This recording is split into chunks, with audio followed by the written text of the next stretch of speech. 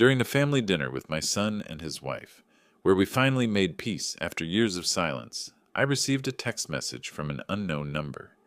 Get up and go. Now. Don't say anything to your son. I decided to listen and learned the terrible truth, which made my hair stand on end. 30 minutes later, the police were knocking on their door. You won't believe what happened next. Before we continue, please subscribe to the channel and let us know where you are listening in the comments. The dish soap bubbles clung to my weathered hands as I scrubbed Margaret's favorite coffee mug for the third time this week. Same routine every evening. Wash the single plate, single fork, single cup that marked another solitary dinner. The kitchen felt cavernous without her humming while she cooked, without her gentle scolding about leaving newspapers scattered across the table. I dried the mug carefully and placed it in the dish rack where it always sat, like a shrine to better times. The refrigerator hummed its lonely tune, decorated with faded photos held by mismatched magnets.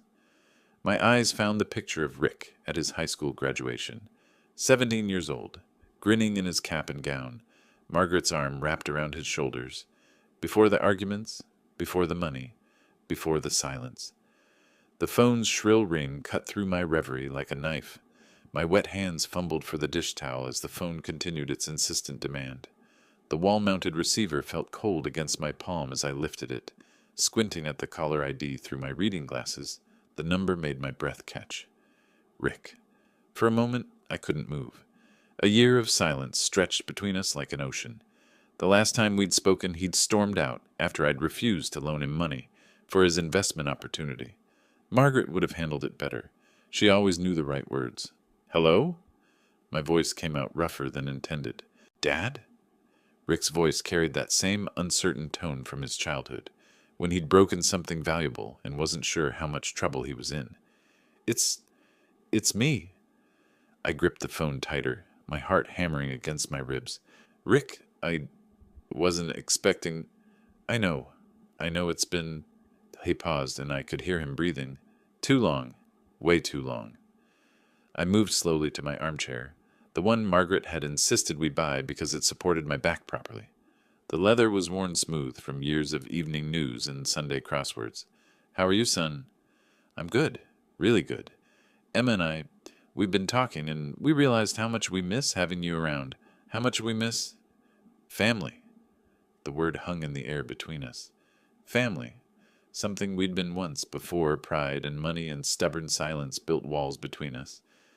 I miss it too, I admitted, surprised by the honesty in my own voice. Dad, would you consider coming for dinner? Tonight? Emma's making that pot roast you always loved, and we could talk.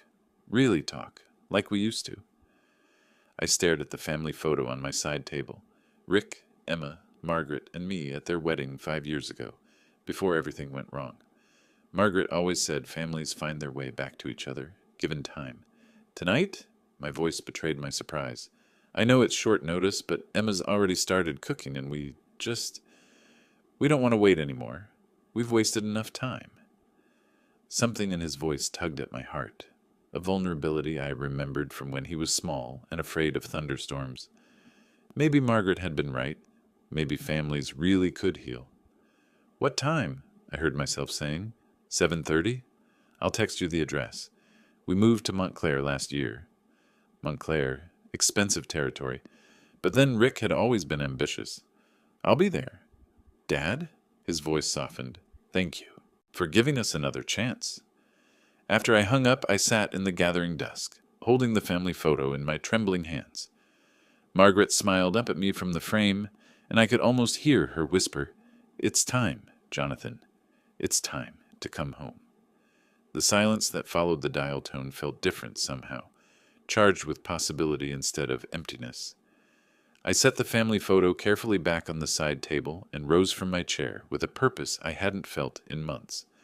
Tonight would be different. Tonight, I'd have my son back. Upstairs, my bedroom felt like a museum of memories. Margaret's perfume bottles still lined her dresser, dust motes dancing in the late afternoon light, streaming through lace curtains.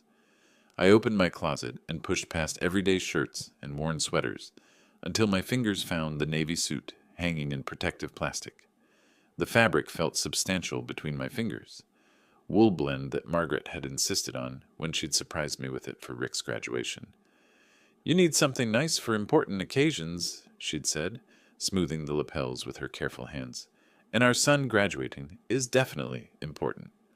I carried the suit to the bed and unwrapped it slowly, remembering how proud I'd felt walking into that auditorium, Margaret on my arm watching Rick cross the stage. The same suit had seen me through job interviews, anniversaries, and Margaret's funeral. Tonight, it would witness another milestone. The shower's hot water loosened muscles I didn't realize I'd been tensing. As I shaved, I caught my reflection studying me with hopeful eyes. When had I gotten so old? The lines around my eyes had deepened, and silver now dominated my temples. Would Rick notice? Would Emma see how lonely I'd become? Margaret's cologne sat on the bathroom counter where I'd left it after her passing. Chanel No. 5, her Christmas gift to herself every year. I touched the bottle briefly, then reached for my own aftershave. Some memories were too precious to borrow from. Dressed and ready, I surveyed my reflection one final time. The suit still fit well, though perhaps a bit looser than before. I selected a bottle of aged whiskey from the cabinet, a peace offering, something to bridge the gap between past hurts and future hopes. My phone buzzed with Rick's text. 247 Elmwood Drive, Montclair. Can't wait to see you, Dad. I called for an Uber, my fingers hesitating over the keyboard as I typed the address. Montclair was 40 minutes away, another world from my modest Brooklyn neighborhood. The app showed a wait time of 8 minutes. Standing by my front window, I watched familiar brownstones blur into evening shadows. Mrs. Chen from next door waved from her stoop, and I waved back, feeling lighter than I had in months. Maybe tonight would change everything. Maybe family really could find its way home.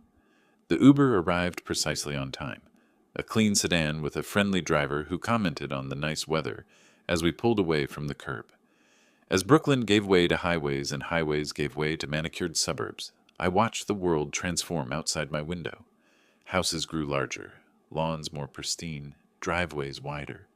By the time we crossed into New Jersey, I was staring at mansions that could have housed 6 families like mine. "Montclair's a beautiful area," the driver remarked, noting my wide-eyed observation. "A lot of successful folks out here." "I'm visiting my son," I replied, pride swelling in my chest, despite my confusion about how Rick could afford such luxury. "Lucky man, having family in a place like this." Lucky indeed, I thought, though unease crept into my excitement. How exactly had Rick managed to buy a house in one of New Jersey's most expensive zip codes? The Uber slowed to a stop before a house that belonged in architectural magazines. I sat frozen in the back seat, staring up at stone columns and perfectly manicured topiaries that probably cost more than my monthly rent. A circular driveway curved around an ornate fountain, where water danced in the early evening light. 2 luxury cars, a Mercedes and a BMW, sat parked like gleaming statements of success. "This is it, sir," the driver announced cheerfully. "Beautiful place." I fumbled with my wallet, hands trembling slightly as I counted out bills and added a generous tip. "Thank you. Have a good evening." The car door felt heavier than it should have as I stepped onto pristine pavement. My shoes, polished but obviously worn, clicked against stone as I walked the curved path toward an entrance that could have belonged to a small hotel. Perfectly trimmed hedges lined the walkway, and motion sensor lights illuminated my approach with theatrical precision. Before I could even reach for the brass doorbell, the massive oak door swung open. A middle-aged Hispanic woman with kind eyes and graying hair stood in the doorway, wearing a crisp black dress that screamed, "Professional housekeeper." Her smile seemed genuine, but something flickered behind her eyes. Concern? Warning? The expression vanished so quickly I wondered if I'd imagined it. "Mr. Miller," she said warmly, stepping aside to usher me into a foyer that made my entire living room look like a closet. "I'm Maria. Mr. Rick and Miss Emma are so excited you're here." The interior took my breath away. Marble floors stretched toward a curved staircase that belonged in movies about rich people. Crystal chandeliers cast warm light over oil paintings that looked original and expensive. Fresh flowers, real ones, not the artificial arrangements I favored, filled the air with subtle perfume. "Dad!" Rick's voice boomed from somewhere deeper in the house, footsteps echoing as he approached. He appeared in the foyer, looking like a magazine model. Expensive suit, perfect haircut, teeth that definitely hadn't been that white at his graduation. When he reached me, his embrace felt desperate, lasting a beat too long. "You look great," he said, stepping back to study me with eyes that seemed both grateful and anxious. "Really great." Emma materialized beside him like a graceful apparition in a silk dress that probably cost more than my car. Her makeup was flawless, her jewelry subtle but clearly expensive, her smile so perfect it felt rehearsed. "Jonathan!" She swept forward to kiss my cheek, enveloping me in expensive perfume. "You look wonderful. We're so happy you're here." I managed a smile, still overwhelmed by the sheer opulence surrounding us. "This place is incredible. How do you—" "Real estate," Rick interrupted quickly, his laugh a little too bright. "Caught the market at exactly the right time. Lucky timing, mostly." Something about his tone made me pause, but Emma was already taking my arm with practiced grace. "Come, let's get you settled. Maria, could you take Mr. Miller's coat?" I handed over my jacket, my best one, though it suddenly felt shabby in these surroundings. Maria accepted it with another of those kind but troubled smiles, disappearing toward what I assumed was a coat closet large enough to house a small family. "I brought this," I said, offering the whiskey bottle I'd selected so carefully. "Thought we could share a drink." Rick's face lit up as he examined the label. "Dad, this is fantastic. You shouldn't have, but I'm glad you did." He clapped my shoulder with enthusiasm that felt slightly forced. "Emma's been cooking all afternoon. She remembered how much you love pot roast." How did Emma remember my food preferences? We'd shared perhaps 3 meals together in 5 years, and I couldn't recall pot roast being a topic of conversation. But her smile was so warm, so welcoming that I pushed the thought aside.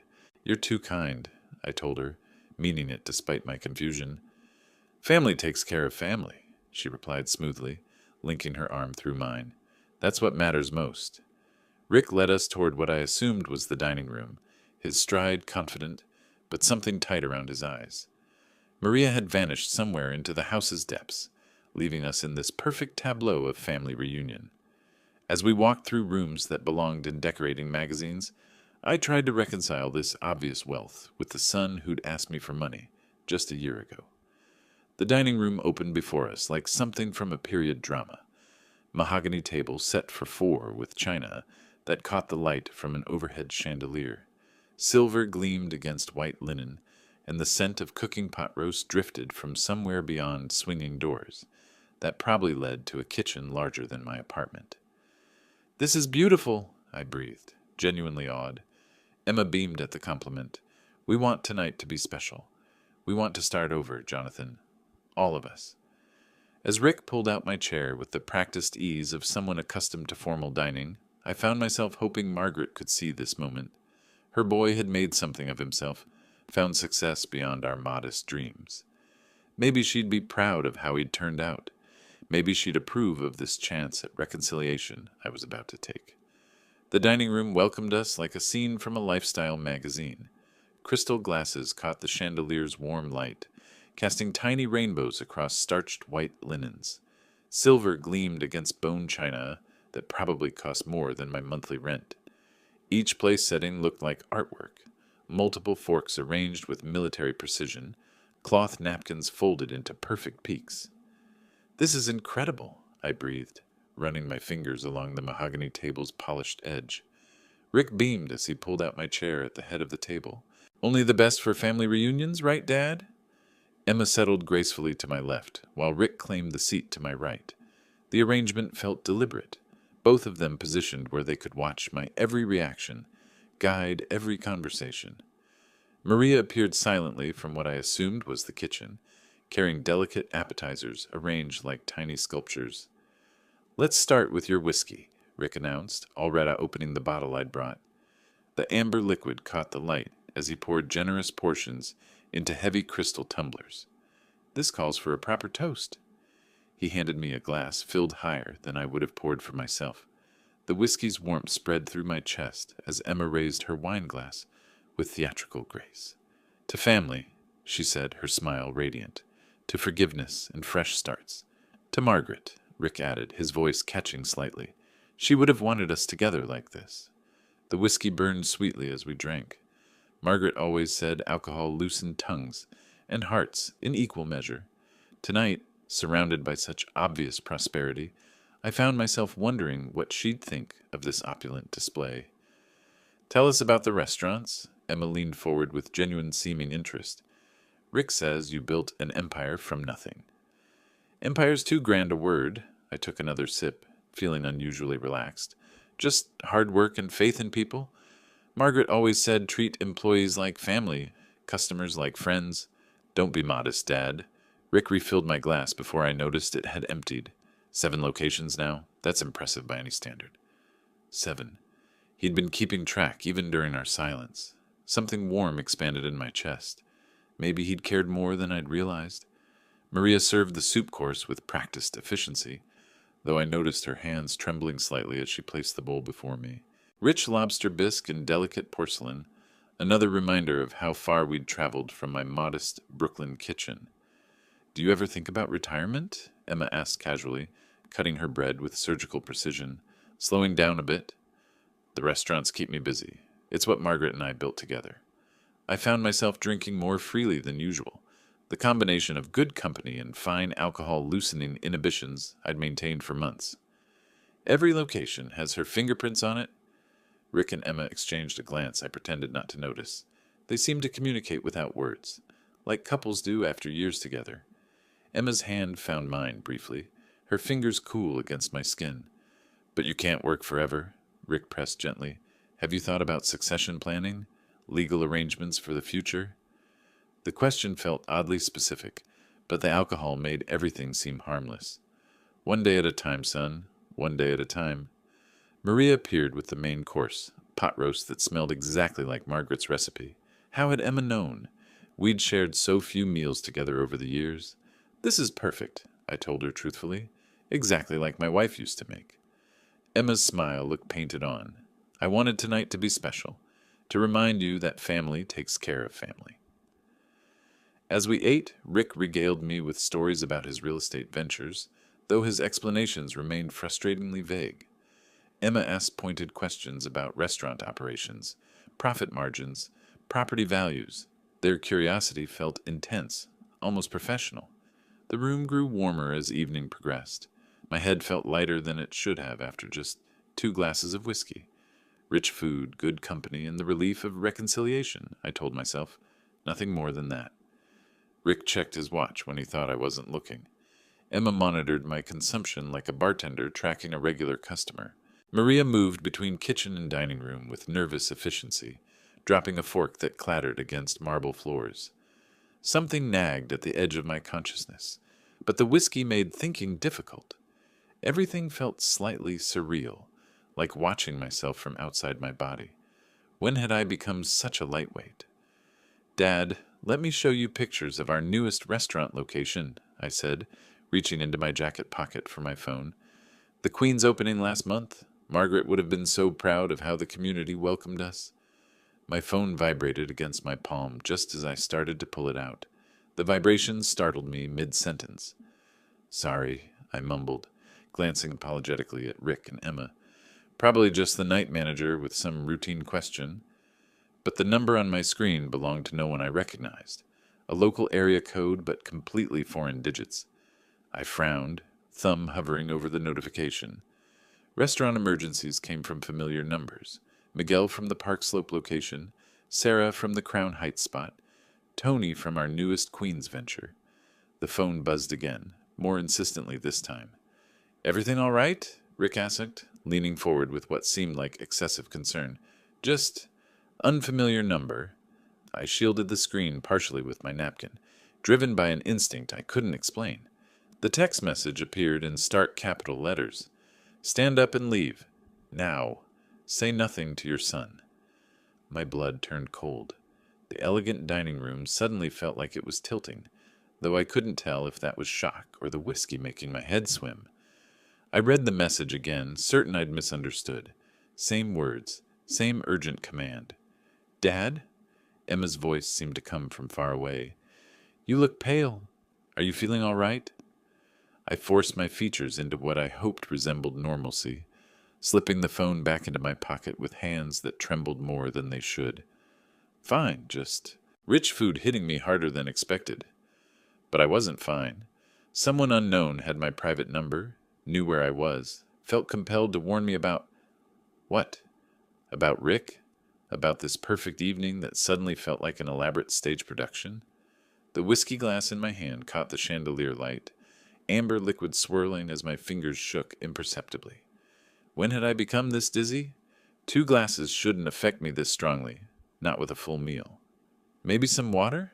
Emma suggested smoothly, already signaling Maria. Rick studied my face with sharp attention. You sure you're okay? You went completely white there for a second. I'm sure. The lie came easier than it should have. Just need to... Excuse me for a moment. Bathroom? Of course. Rick pointed toward the hallway. Second door on the left. We'll wait for you. Maria's bringing dessert. I stood carefully, testing my balance. The room swayed slightly, but I managed to walk normally toward the hallway. Behind me, Rick and Emma's voices continued in low, concerned tones. The hallway stretched before me, lined with expensive artwork and subtle lighting. Second door on the left led to what I assumed was a powder room, but instead of turning left, something made me continue, straight toward what looked like a kitchen entrance. The anonymous message burned in my memory. Whoever sent it knew something I didn't. Someone felt I was in enough danger to risk exposure by warning a complete stranger. Maria stood at an enormous sink, washing crystal glasses with methodical precision. Her back was turned toward me, but she didn't acknowledge my presence even though my footsteps must have been audible on the marble floors. She continued her work as if I were invisible. The kitchen's back door stood just beyond her, leading to what looked like a garden. Freedom, fresh air, space to think clearly away from Rick and Emma's watchful eyes. I moved quietly past Maria, expecting her to turn, to question my presence, to alert my hosts. She never looked up from her washing, though her shoulders tensed slightly as I passed. The door opened silently onto a manicured lawn that could have belonged to a country club. Motion sensors illuminated my path across perfectly trimmed grass toward a gate in the property's back fence. My phone felt heavy in my pocket, carrying its mysterious warning like a ticking bomb. Street lamps beyond the fence promised anonymity, distance from whatever danger had prompted that urgent message. I walked faster, my dress shoes slipping slightly on dewy grass, not caring about stains or appearances anymore. The gate opened onto a quiet residential street, lined with mansions that probably housed millionaires and their secrets. I pulled out my phone with trembling fingers, opened my ride-sharing app, and requested pickup 1 block away from Rick's address. 5 minutes until arrival. 5 minutes to decide whether I was being paranoid or protecting myself from something real. The phone in my hand felt like evidence of conspiracy or paranoia. I couldn't tell which, but that message, those urgent capital letters, had triggered every survival instinct Margaret's practical wisdom had ever taught me. When someone warns you about danger, she'd always said, listen first and ask questions later.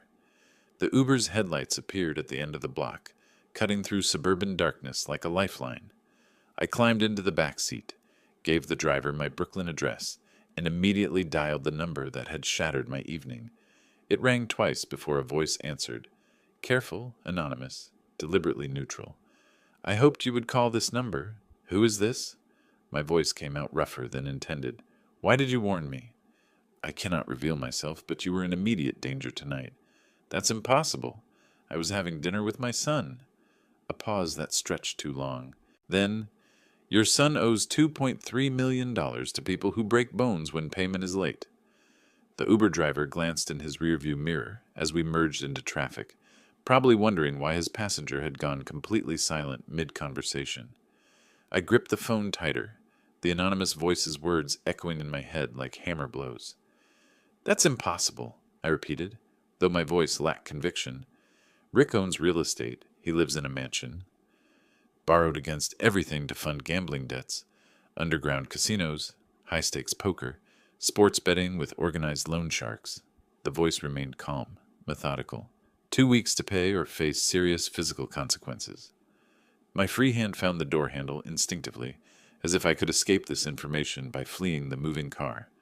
Through the window, expensive Montclair neighborhoods blurred past, perfect lawns hiding imperfect secrets. Even if that were true, I said slowly, what does it have to do with warning me away from dinner? The whiskey you brought contained zetrasolum. It multiplies alcohol effects by a factor of 5, making you extremely susceptible to suggestion.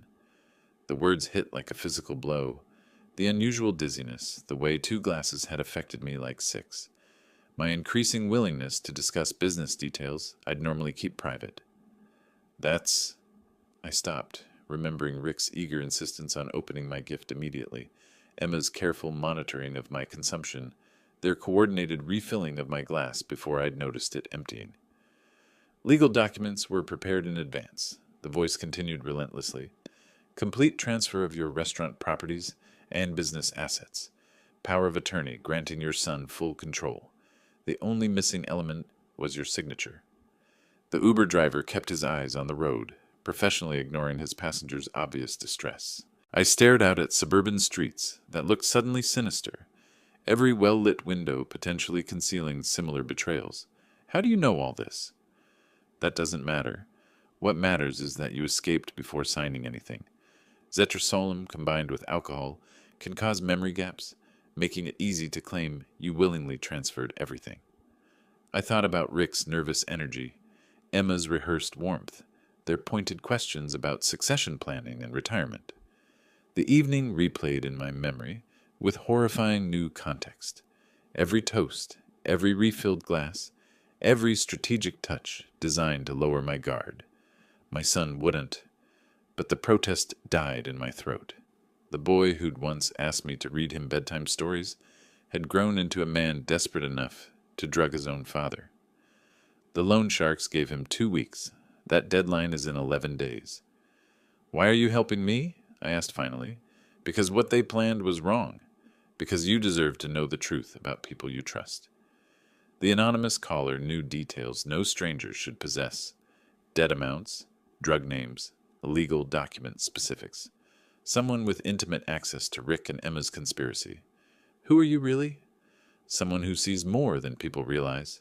Someone who couldn't stand by and watch an innocent man be destroyed by family greed. Maria. The realization hit me like lightning. Her nervous efficiency during dinner, the way she'd avoided eye contact, her deliberate non-reaction when I'd passed through the kitchen. She'd known about the plan and chosen conscience over employment security. Thank you, I said quietly. Don't thank me yet. They'll realize you're gone soon. Rick is desperate enough to try again, possibly with more dangerous methods. The Uber continued toward Brooklyn, each mile increasing the distance between me and the son I thought I knew. My phone showed 3 missed calls from Rick's number, probably wondering what was taking so long in the bathroom. What should I do? Protect yourself. Change locks. Inform your lawyers. Move financial assets to accounts Rick can't access. He knows your business inside and out. Every vulnerability. Every routine. The driver caught my eye in the mirror. We're about halfway to Brooklyn, sir. You doing all right back there? I nodded, not trusting my voice.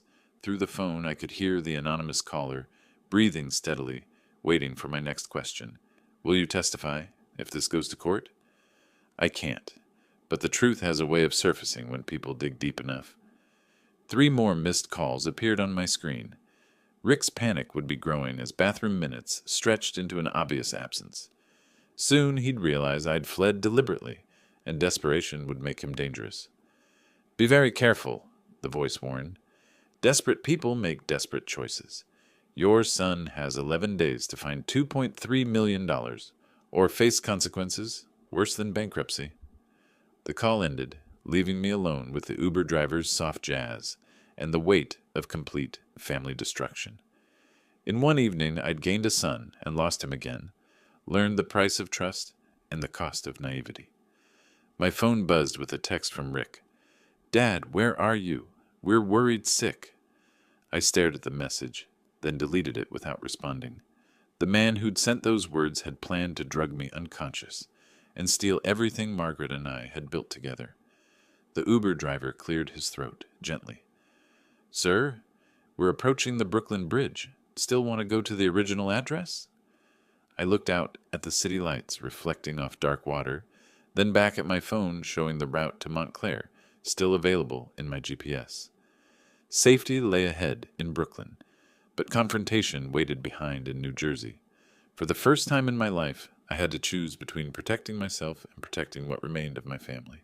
Brooklyn's familiar skyline beckoned through the Uber's windshield, promising safety and the comfort of my worn armchair, where Margaret's memory lived in every thread.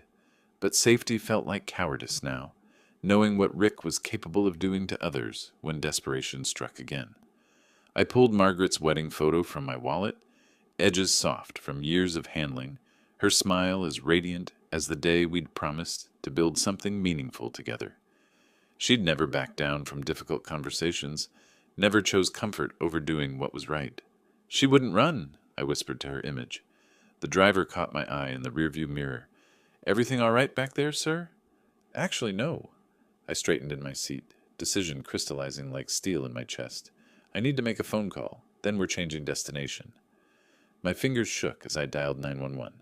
2 rings, then a professional voice. Emergency services. What's your emergency? My family is attempting to poison me for money.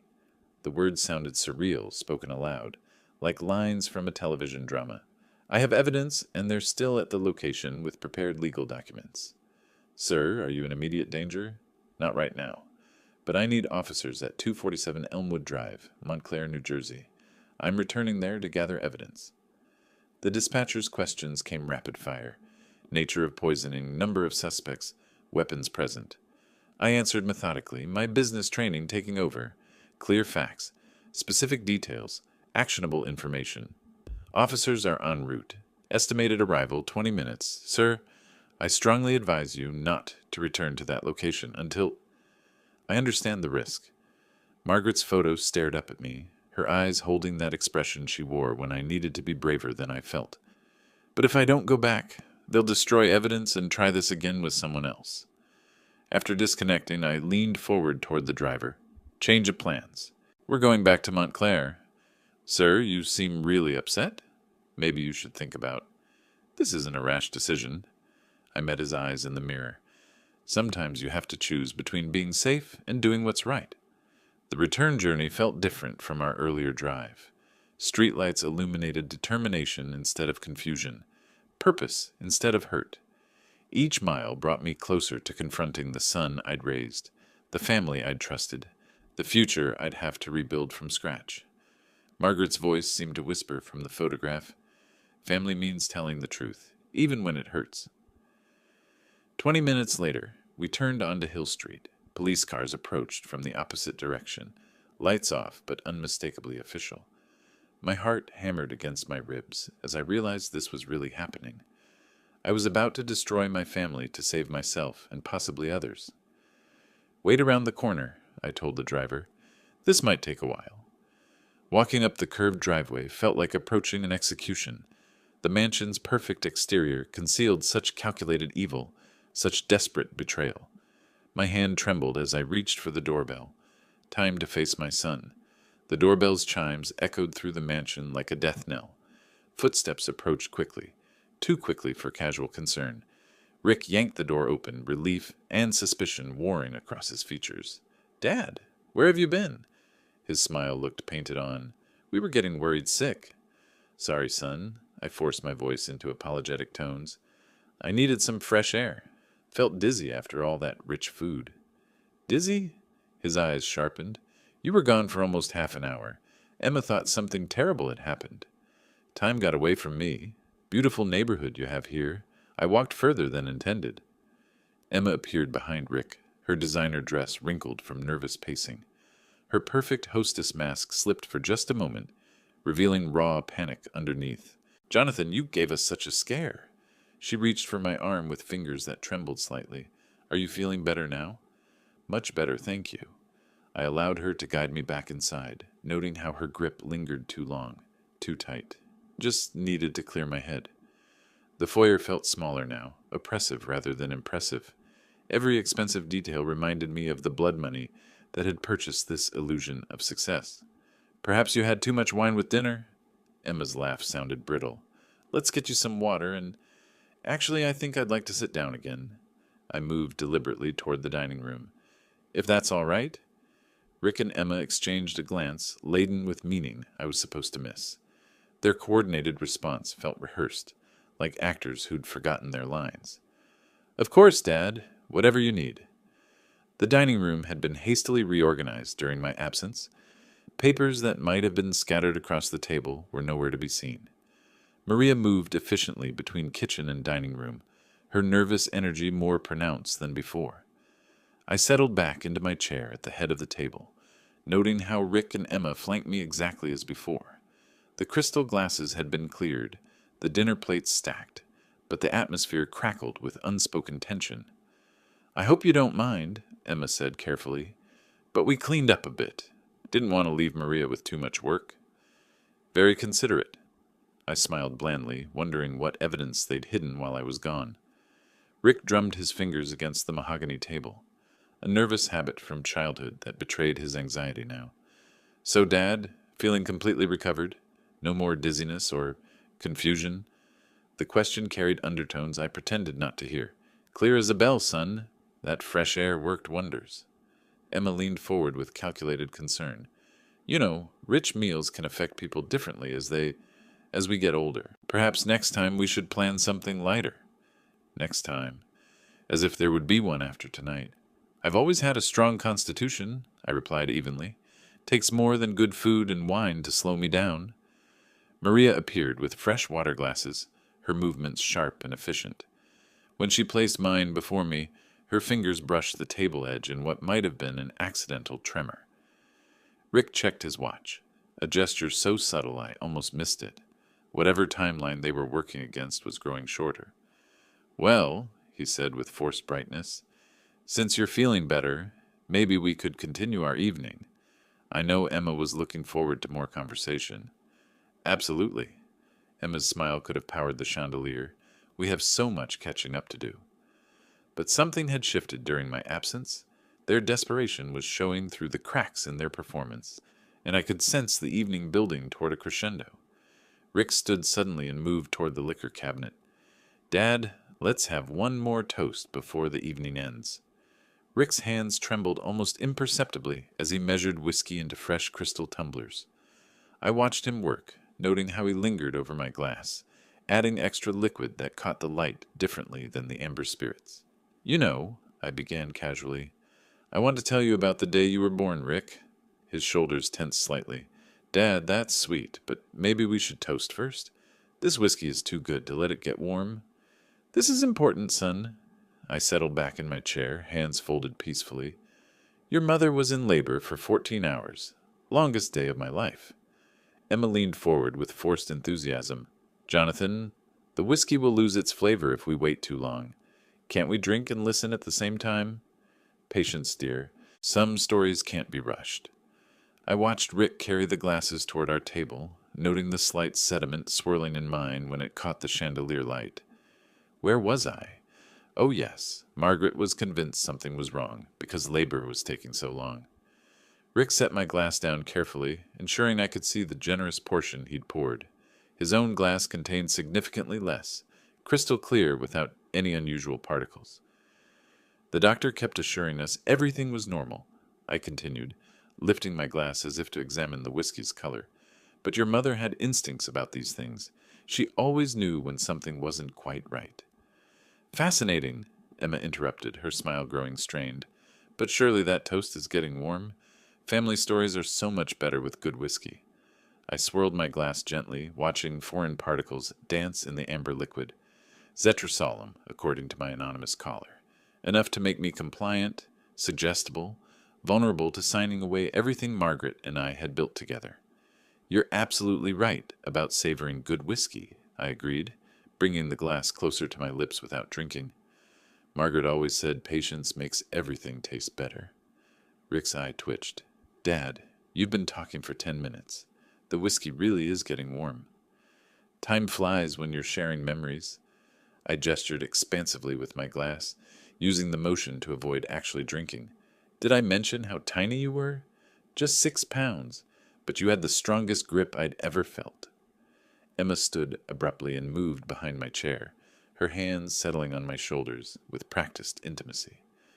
Jonathan, you're such a wonderful storyteller.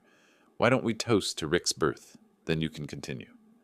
Her fingers pressed against my shoulders with increasing insistence. I could feel her desperation through her touch. The plan was falling apart, and they knew it. Your mother said you'd be stubborn from day one, I continued, pretending not to notice Emma's pressure. She was right, wasn't she? Once you set your mind on something, nothing could stop you. Rick's composure cracked slightly. Dad, please, just one sip, then tell us about Mom. The thing about stubbornness, I mused, still holding my untouched glass, is that it can be a virtue or a vice. Margaret always worried about which way you'd choose. The room fell silent, except for the soft clink of Maria washing dishes in the kitchen. Rick and Emma stared at me with barely concealed frustration, their perfect plan unraveling with each passing minute.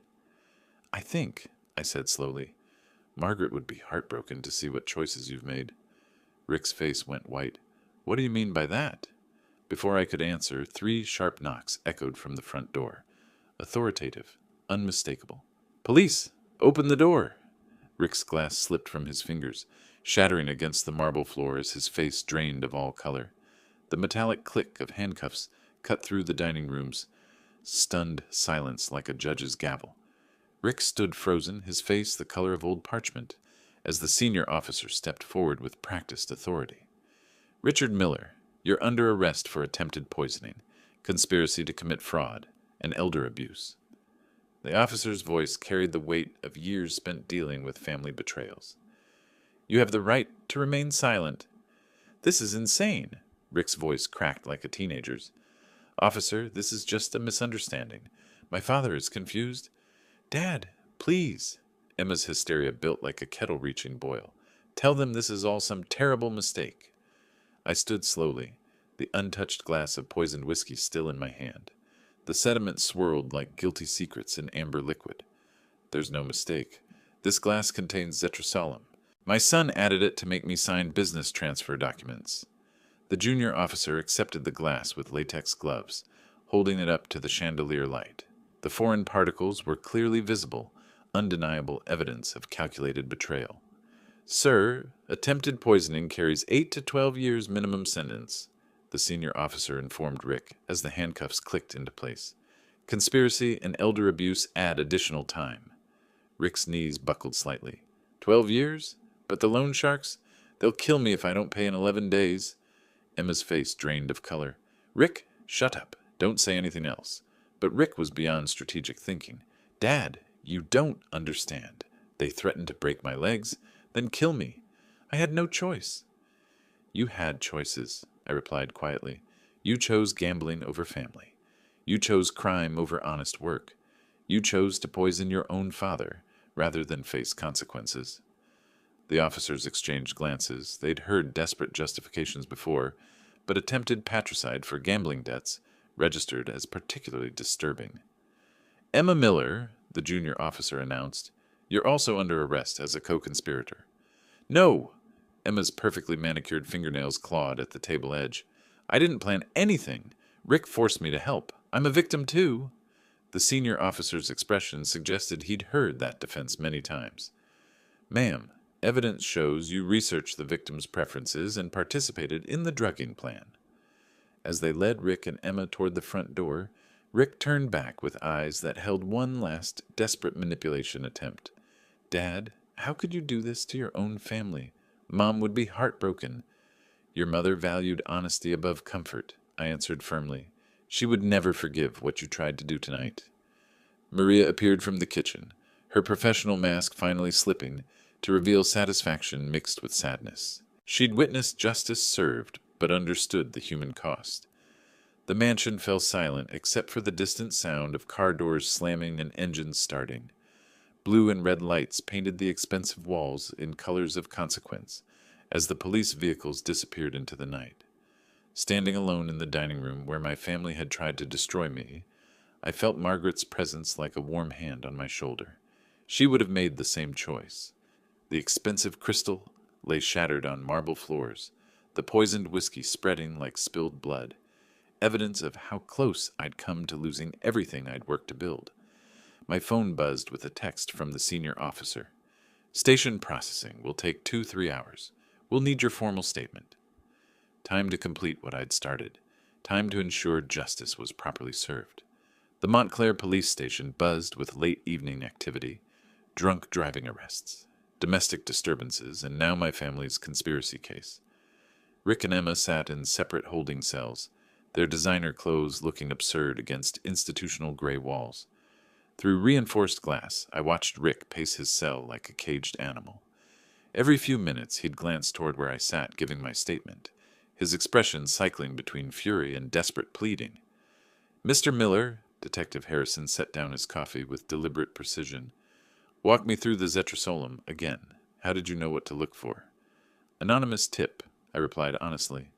Someone called warning me about the plan. They knew specific details about the drug and its effects. Any idea who this person might be? I thought about Maria's nervous efficiency during dinner, her careful positioning to observe without seeming to watch. No idea. But whoever it was saved my life. Emma's sobs echoed from the women's holding area. Through the station's chaos, her hysteria stood out like a siren. This is all Rick's fault, her voice carried. I just went along because I was scared. Detective Harrison raised an eyebrow. Fear doesn't typically excuse conspiracy to commit elder abuse and fraud. We found the prepared legal documents in Mr. Rick's office. Power of attorney, business transfers, the whole package. How long will they serve? Attempted poisoning alone. 8 to 12 years. Add conspiracy, elder abuse, and fraud. Rick's looking at 15 to 20. Emma might get less if she cooperates, but she's still facing serious time. The numbers felt surreal. My son would spend his 40s in prison because he couldn't accept responsibility for his gambling addiction. The loan sharks he mentioned, Detective Harrison continued, will need details about those threats. Might help explain his desperation, though it won't excuse attempted murder. Through the window, I could see Rick slumped on his cell's narrow bench, head in his hands. 20 years of my life raising him, teaching him right from wrong, building a legacy he could inherit, all destroyed by his inability to face consequences like an adult. Dad! His voice suddenly boomed through the station as he spotted me through the glass. Please, I'll pay it all back. I'll go to treatment. I'll change.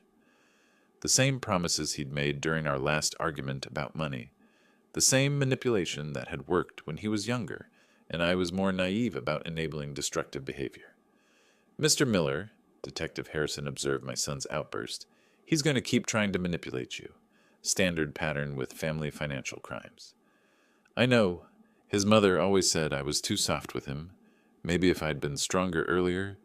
Not your fault, sir. Adult children make their own choices. Emma appeared at her cell window. Makeup streaked down her cheeks like war paint. Jonathan, please talk to them. Tell them I was coerced. I never wanted to hurt you. Her desperation felt familiar. The same tone Rick had used when caught in childhood lies. Neither of them accepted responsibility. Both blamed circumstances beyond their control. Detective, I need to ask you something important. I leaned forward, decision crystallizing. The anonymous person who warned me? They risked everything to save a stranger. If I knew who they were, I'd want to help them. Understood. If they come forward, we'll make sure their cooperation is noted. The station's fluorescent lights hummed overhead, casting harsh shadows that revealed truth without flattery. My family's perfect facade had crumbled completely, exposing the desperate criminality underneath. 3 hours later, paperwork complete and formal statements recorded, I stood in the station lobby. The officer approached with car keys. Ready to go home, Mr. Miller? We'll drive you back to Brooklyn.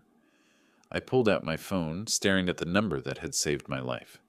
Actually, I need to make one call first, to thank someone who deserves to know how this ended.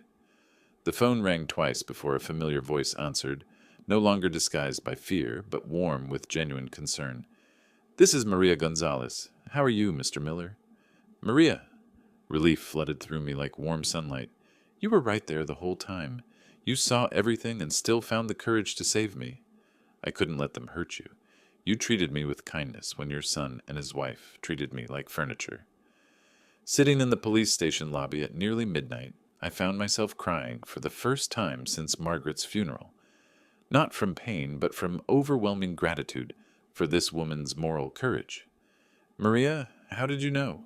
About the Zetrasolum, the documents, all of it? 3 days ago, I was cleaning Mr. Rick's office when I heard them planning. They spoke as if I wasn't human, like I couldn't understand English, or wouldn't matter if I did. The casual cruelty struck me harder than the attempted poisoning. My son had become someone who dismissed human dignity based on job titles and immigration status. They discussed everything: the drug, how much to use, where to hide the papers. Miss Emma researched your favorite foods, your business routines, everything needed to manipulate you. You risked your job, possibly deportation, to warn a stranger? Not a stranger, her voice softened. A good man who reminded me of my father. Someone who said, please, and thank you, and actually looked at me when speaking. The police officer gestured that my ride was ready, but this conversation mattered more than convenience. Maria, I need to ask you something important. Do you have another job lined up? No, sir. After tonight, I doubt I'll get references from the Millers. I own 7 restaurants in Brooklyn. I need a manager for my newest location. Someone I can trust completely. Someone with your moral character and judgment. Silence stretched across the phone connection. When Maria spoke again, her voice trembled with emotion. Mr. Miller, you don't have to. This isn't charity. I need employees who do the right thing when no one's watching. You proved tonight that you're exactly that person. The salary would be $60,000 to start, health benefits, profit sharing after 1 year, plus all the job training you need to advance in restaurant management. Maria's sob was audible through the phone. Sir, I don't know what to say. Say you'll start Monday morning, 10 a.m. at the Crown Heights location. I'll be there to personally train you. The police officer waited patiently while I completed arrangements with Maria. Address exchange, start date confirmation, promise of work visa assistance if needed. When I finally hung up, I felt lighter than I had in months. The ride back to Brooklyn passed in comfortable silence. Streetlights illuminated familiar neighborhoods, where honesty still mattered more than wealth, where people worked hard without expecting others to fund their mistakes. My modest house welcomed me like an old friend. Inside, family photos covered the refrigerator, Rick at various ages, Emma at their wedding, Margaret smiling from better times. I removed Rick's photo carefully, not destroying it, but placing it in a kitchen drawer. Some memories deserved preservation, but not daily visibility. Emma's wedding picture followed. Margaret's photo remained on the refrigerator, her smile approving of justice served, and new friendships earned through moral courage. On my calendar, I wrote, Maria, 10 a.m. Monday, in the space reserved for important appointments. Below that, new beginning. Outside, Brooklyn hummed with honest late-night activity. Night shift workers heading home, early shift workers starting their day. People who understood that integrity couldn't be purchased with borrowed money or stolen through family manipulation. Margaret would have loved Maria's story. She always said the best employees were those who did right things for right reasons, regardless of personal cost. My phone buzzed with a final text from Detective Harrison. Both suspects formally charged. Trials scheduled for August. Your testimony will be crucial. I turned off the lights and headed upstairs, finally ready to sleep peacefully. Tomorrow would bring new challenges, but tonight justice had been served by good people, making difficult choices. In my bedroom, Margaret's cologne still sat on the dresser, a reminder that love means protecting people from harm, even when that harm comes from family, especially when it comes from family. If you like this story, please like this video, subscribe to the channel, and share your impressions of this story in the comments. To listen to the next story, click on the box on the left. Thank you for watching.